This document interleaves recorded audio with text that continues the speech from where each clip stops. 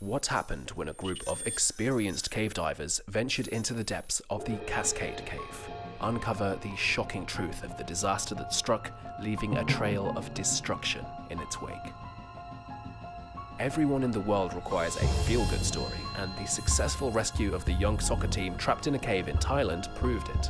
However, the terror these children experienced is something that Andrew Munoz, who lived in British Columbia, can empathize with to some extent. On December 5th, 2015, Munoz and his companions embarked on an adventure to investigate Cascade, a remote cave system located on Vancouver Island. It was a day much like any other for the group. As a seasoned caver and a paramedic, Munoz's routine in navigating the tight passages was truly second nature. They continued through Bastard's Crawl, a small passageway with a strong torrent of water flowing through, as they travelled about 340 feet deep and past a waterfall aptly named Double Trouble. After concluding, they would proceed one at a time, and the group wriggled their way through the narrow opening as the water washed over them. At this moment, things took a turn for the worse and continued to get worse from there. A close friend of Munoz named Jason Story could not make it through the congested corridor because he got stuck. He was being drawn in by the water's pressure, and the water surrounding him increased in volume. Right at that moment, Jason was overheard screaming at someone. It was like a yell, like a guttural, primordial sort of dread, Munoz said. It was a cry, like a guttural, primal kind of fear. Munoz was fully aware of how dire the circumstances were. Story may have gone into a state of shock due to the cold water, and even if he had been able to make it through, pressure of the water might have pushed him over the edge of another waterfall, which was only 16 feet away. There was concern that he wouldn't make it through the ordeal alive. Munoz expressed his concern by saying, "I felt that he was going to get locked in there and that we were going to be imprisoned behind his dead body." Just when it appeared that Story had made it through unscathed, his leg became caught in the obstruction. After being submerged for over a quarter of an hour, Munoz assisted him in pulling his leg out of the water by tying a rope around his boot. They were both fatigued, but they managed to take a deep breath when they finally had the chance. Even though the immediate danger had passed, they were still imprisoned in the cavern and could not escape by way of the crawl space entrance. He wasn't shivering, which is a very terrible indicator. It signifies that he has moved past the first stage of hypothermia to the point where his muscles can't shiver to create energy to warm him, Munoz added. It means that he has progressed beyond the first stage of hypothermia. His camera, which was attached to his helmet, had been recording the entire time.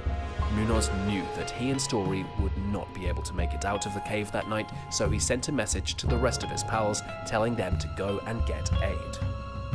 He was also aware that they would not be able to escape the cave that night.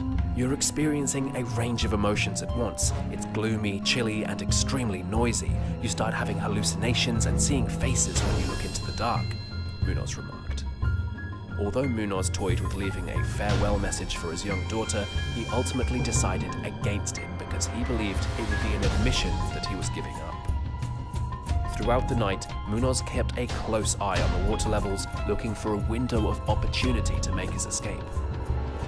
After the water pressure had begun to let off the following morning at 6:30 a.m., they decided to make an escape attempt, despite knowing they would only have a single opportunity to do so. If Story were to become stranded at this point, no one on the other side would come to his assistance. They made their way through the opening with incredible difficulty. It seemed to be over, and Munoz stated, "We felt like we had finished it." As the two individuals made their way to the surface, they traversed the equipment left behind by rescuers who had been trying to reach them throughout the previous night.